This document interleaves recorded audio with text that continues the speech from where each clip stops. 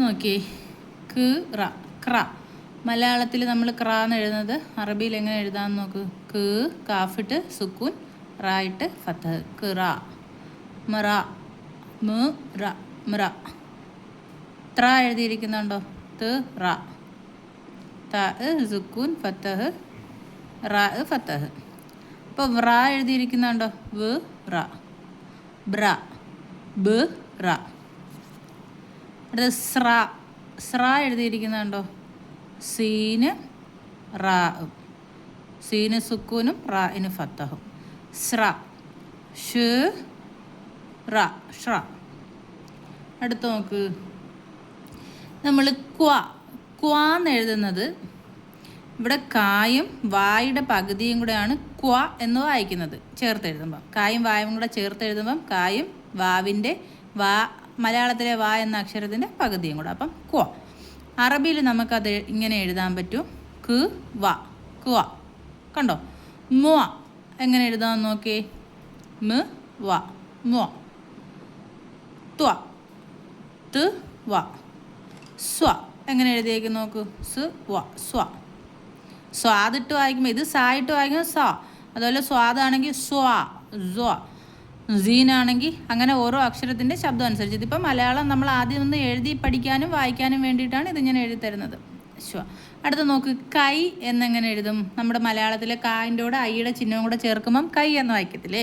ആ ഇരട്ടപ്പുള്ളി ഇടുന്നത് കാ കാഫ് ഫത്തഹിട്ടപ്പം ക. യാ സുക്കൂനിട്ടപ്പം യു കൈ. അടുത്ത നമുക്ക്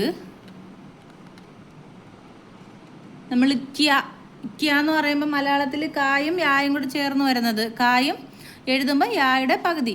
അത് യായുടെ വാലുണ്ടോ? ആ വാല് ഇതിൻ്റെ അടിയിൽ ഇടുന്നതാണ് ക്യ. കേയും യായും കൂടെ ക്യ. മ്യ.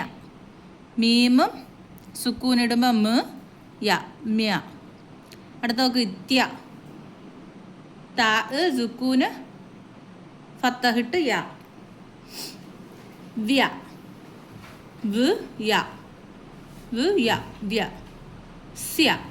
സ് യ സ്യ. ഷ്യ. ദ്യ ദ് യാ ഫത്തഹ്. ഇവിടെ ദാലിനോട് മറ്റൊരക്ഷരം ചേർത്ത് എഴുതില്ല. അതുകൊണ്ടാണ് രണ്ടും പ്രത്യേകം പ്രത്യേകം എഴുതിയിരിക്കുന്നത്. ദ്യ. ഇനി നോക്ക്. ത. നമ്മൾ മുക്ത ശക്ത എന്നൊക്കെ പറയുന്ന ആക്ക് കായും തായും കൂടെ. ത. കാഫ് സുക്കൂന് ക് ത ത. ക്ഷ.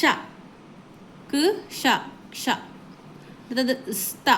ഹസ്തം എന്നൊക്കെ പറയുന്ന സ്ത. സായും തായും കൂടെ ചേർന്ന് വരുന്ന സ് ത സ്ത. ഇത് നോക്ക്. കൗ. കാഫ് ഫത്തഹ് ക വ്. വാവ് സുക്കൂൻ കൗ. കണ്ട കൗ. ഔ എന്ന ചിഹ്നം കായുടെ ഔവിൻ്റെ ചിഹ്നം ഇടുമ്പോൾ കൗ. അടുത്ത് നോക്ക്. നൗ. നൂന് ഫത്തഹ് ഇടുമ്പോൾ ന. ബാവ് സുക്കൂൻ ഇടുമ്പോൾ വ് നൗ മൗ. അപ്പോൾ ഇങ്ങനെയൊക്കെയാണ് അക്ഷരങ്ങൾ കൂട്ടിച്ചേർത്ത് വായിക്കാനും എഴുതാനും പഠിക്കേണ്ടത്.